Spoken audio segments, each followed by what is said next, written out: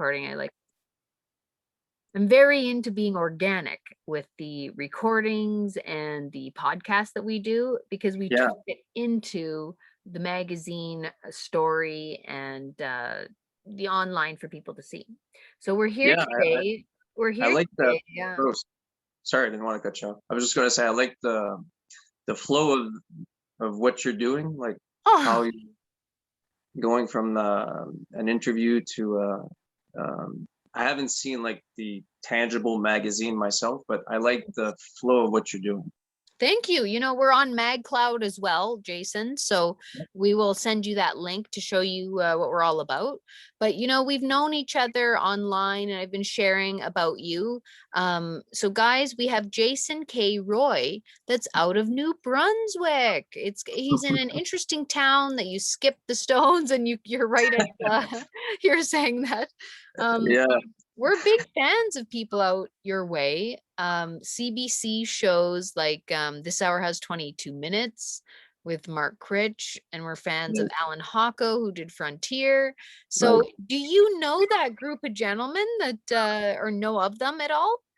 I know of them. I've never had the privilege of meeting them, but I've seen their work. So Oh, they're yeah. It's nice to have it's nice to have that type of talent showcased, because we're not forgotten about, but we often hear about the West Coast in Canada or the Ontario region, but there's a lot happening in the Atlantic region. I know. So being an artist with where you are, maybe, a little less chances, but you've been doing fairly well for yourself. You're in the game for a while. You're a voiceover actor, a writer. You do a lot of different things, which I really liked when we were looking you up. I thought to Mhm. myself, somebody who's very well versed in many things outside of film and in film, it's just very stable. It's a hard career, Yeah, right? So yeah. tell us a little bit more. You're an actor, a comedian, you like to make people laugh. Where did that all start? Where did your dream of being an artist start? Uh, God, I don't recall like having the intention of being an artist, but it honestly just started. I started writing. I was probably about yeah, I was 17, and I had never really written anything. Like, I write poetry, so I had never written anything remotely close to poetry. And just something happened, a bad heartbreak, whatever. I don't want to get, but We love that. It's the human behind uh, the artist. but strangely enough, for some reason, I just grabbed the pen and started writing. So um, that's what kicked that off, and everything else. Like, I was, I'm a photographer. I haven't really practiced in a long time, but I did a lot of darkroom work and film work, and that just came about um, traveling. Like, I lived abroad for a couple months about 20 years ago, and I had an old Pentax camera that my father-in-law at the time had traveled with, and um, I everything. I was in Tunisia and Malta, and Wow. What basically was everything. that like? Oh, that was life changing, like literally life changing.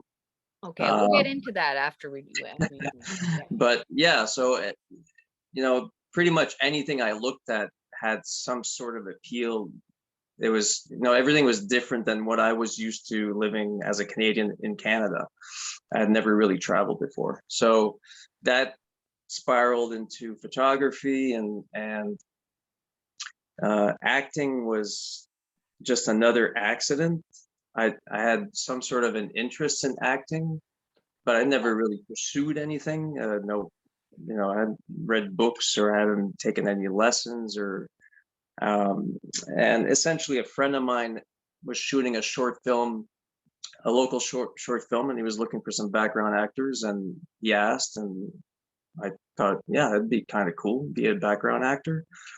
And I figured I didn't really have to have much of a background or much talent as an actor to be a background actor. I figured I'd be walking, past a camera or something. And at the last minute, he offered me a small role with a couple lines, and so I did that. And 2 months later, I found out that he had given my name to a film director out of town that was shooting something with the CBC, and apparently I fit the profile, and he had sent, some photos and some videos of me and stuff. So that kind of snowballed into an acting career. And just prior to that, I was playing guitar. I started writing my own music, and at the time MySpace was big, so this was like around 2006, 2007. Mm-hmm. And I finally had the courage enough to go into a studio and record a small demo, like a 5-song demo, and I put that out on MySpace, and it was kind of crazy because like within a month or two, I had like 60,000 plays, and I found myself in a radio station in Montreal for an interview, and it was, so that's something else that just kind of happened. I was kind of working on, for that music and writing, but a lot of this stuff, most of this stuff, it's just me pursuing something, an interest that I have, or something that, I think, yeah, I might like this, so I try it out, and it just kind of happens that some of these things just spiral and snowball into something bigger and more consistent, and yeah. Good for you. The theater that you've done as well. Let's talk about that. Right. Theater as well, like that's a whole different beast than film acting, and How, how would anybody. you how would you say it's different for you, um the I experience? remember the first play I did. I think I might have done like a radio commercial, maybe 2 radio commercials and 2 films. So I didn't have a whole lot of experience. I had never done theater.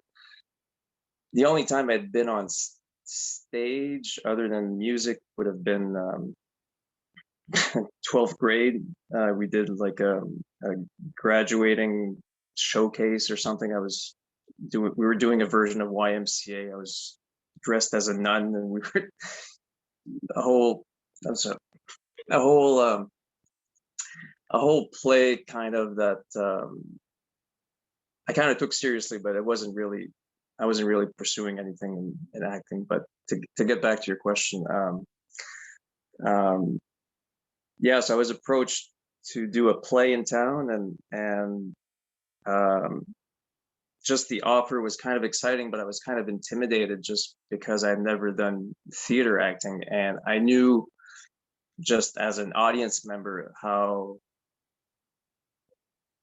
different it was from film, because film is so intimate and you're so close to the camera, and every twitch and everything is captured, whereas in theater everything is projected. And it's not the same approach to create an intimacy when you're on stage and to capture an audience and so on. So that was kind of as expected, a lot of rehearsing and a lot of practicing, and which it was great as well, because we quickly bonded as a cast, and that was something I was grateful for when it was happening, and doing the play was exciting and so on. But I've always been, even after that first short film I did, I've always been attracted to film acting.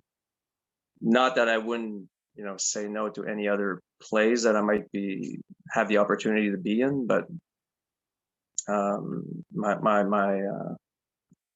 my allure is more towards film acting.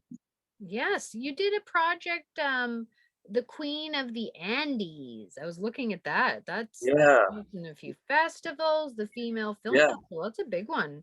That was in March. Tell us about that. It was on Encore and it's on YouTube. yeah, People can check you out. Tell us about your character and that project. yeah.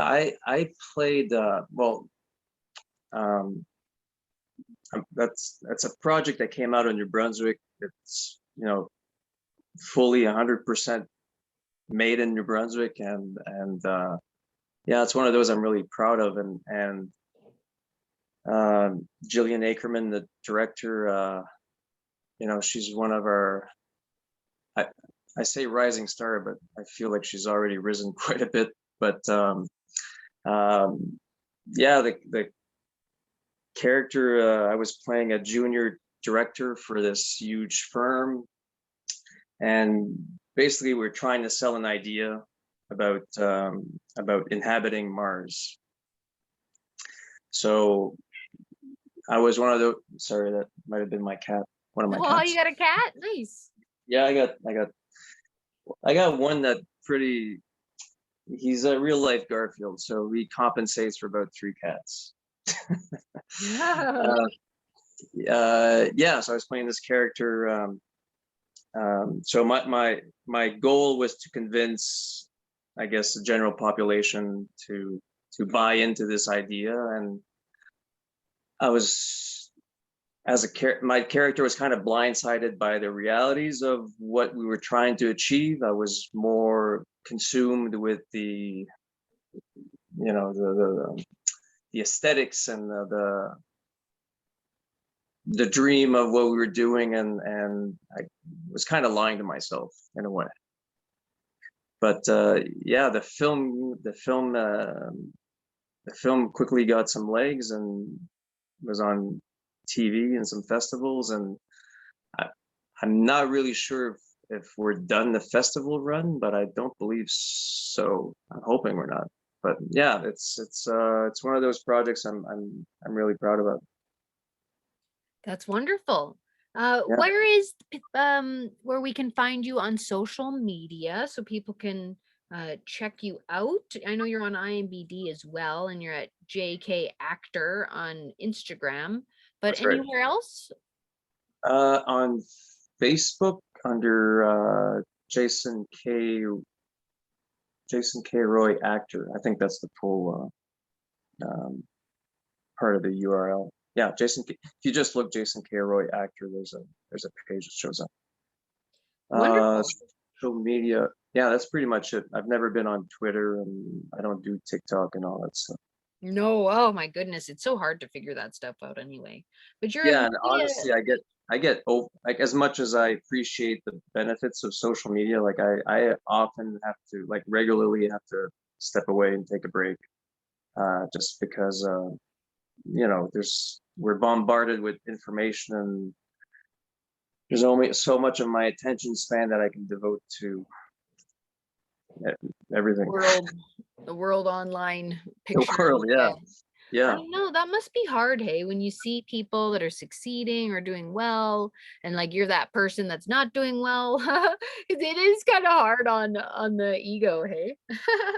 yeah. It I guess it can be, but I guess I you know I guess if you take a step back and you just compare it to general life, um, anytime you start comparing or looking at your neighbor, and I guess I don't know if it's natural human nature to um, to make those comparisons, like, look how he's living or she's living and so on. But um, I think if ego is a tricky thing, and um, I got a fair amount of perspective on my life and life in general. So we all have an ego, but my ego is pretty small, so I don't really get consumed in, especially when it comes to the arts. Like, I don't compare much, but it's tricky, and I'm just thinking social media, how tricky it is. Like Yeah, it's life you now. It's like life online.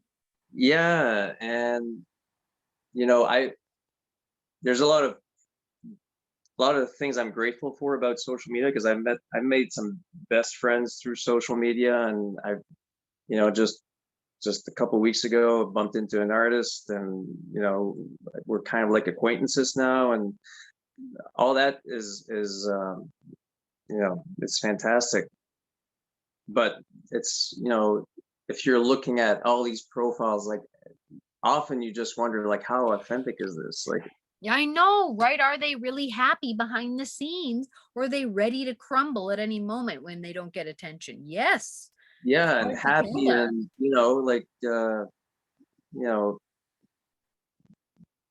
the I don't know, analogy of you got this nice shiny car with this nice paint job, but how's the motor in there? you know I- it's perceptions. You have to. I try to take what I see online with a grain of salt. uh if it's people I don't know. So yeah, it's tricky. It is so tricky. Jason, thank you so much for your time with us today. That was my pleasure. I I was know, we looking can't forward wait. to this.